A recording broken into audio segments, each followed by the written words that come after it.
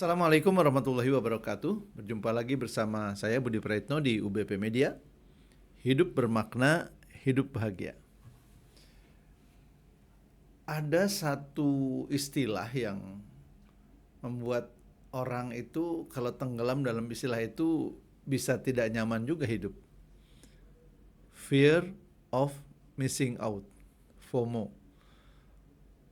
Nggak nyaman banget kalau belum sampai kayak orang lain. Takut nggak eksis kalau nggak sama dengan orang lain.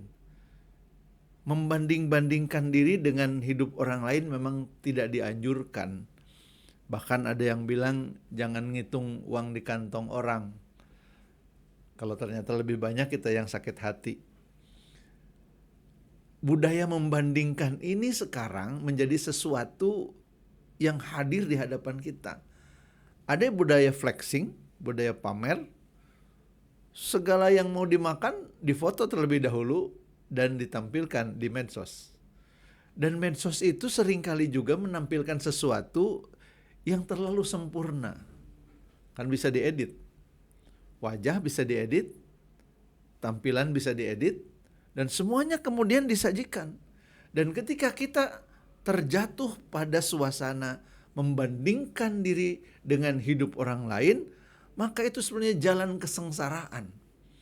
Karena rumus hidup bahagia itu jangan bandingkan hidupmu dengan hidup orang lain. Meskipun dibolehkan kita iri hati. Kepada siapa? Kepada orang kaya yang dermawan. Kepada orang berilmu yang dengan ilmunya dia memberikan keberkahan. Boleh. Tapi pada umumnya kita diajarkan untuk nyaman dengan apa yang kita miliki. Bersikap qanaah. Ridho dengan apa yang sudah Allah berikan. Kalau kita hitung apa yang sudah Allah berikan pada kita. Fabi ayyi ala'i rabbikuma tukadziban. Nikmatnya terlalu banyak. Tak bisa dihitung lagi. Maka untuk urusan nikmat Allah tidak minta kita menghitung. Untuk urusan nikmat Allah minta agar kita mensyukuri. Alhamdulillah, segala puji bagi Allah dengan segala kebaikan yang sudah Allah berikan kepada kita. Dari ujung rambut sampai ke ujung kaki, kalau diuangkan berapa nilainya? Jadi membandingkan diri dengan hidup orang lain seringkali malah membawa kesengsaraan. Kecuali untuk kepentingan mengetahui posisi kita sampai titik ini ada di mana dibandingkan dengan pencapaian yang ingin kita kejar. Yang lebih aman adalah membandingkan kondisi kita sekarang dengan target yang sudah kita tetapkan. Kalaupun membandingkan dengan orang lain, harus dengan hati yang sangat bersih.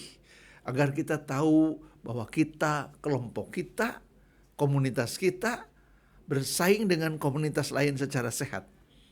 Bisnis harus tumbuh dan kita melakukan benchmark. Melihat orang lain omsetnya sekian, kita sekian. Tentu secara bisnis kita harus merumuskan lagi target-target pencapaian yang lebih baik. Bolehkah dilakukan hal yang seperti itu? Boleh. Kata Nabi, orang yang hari ini sama dengan hari kemarin adalah orang yang merugi. Yang beruntung siapa? Yang besok lebih baik dari hari ini. Kalau ini diimplementasikan terhadap kondisi kita, pencapaian diri kita, terjadilah sebuah upaya self-improvement. Kemampuan atau keinginan memperbaiki diri terus.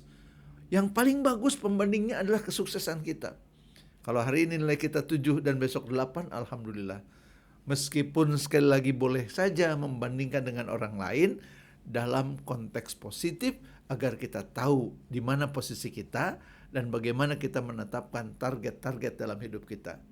Tapi itu dilandasi dengan rasa syukur kepada Allah atas setiap apa yang sudah Allah berikan. Bersikap qanaah. Itulah jalan untuk membuat kita hidup bermakna.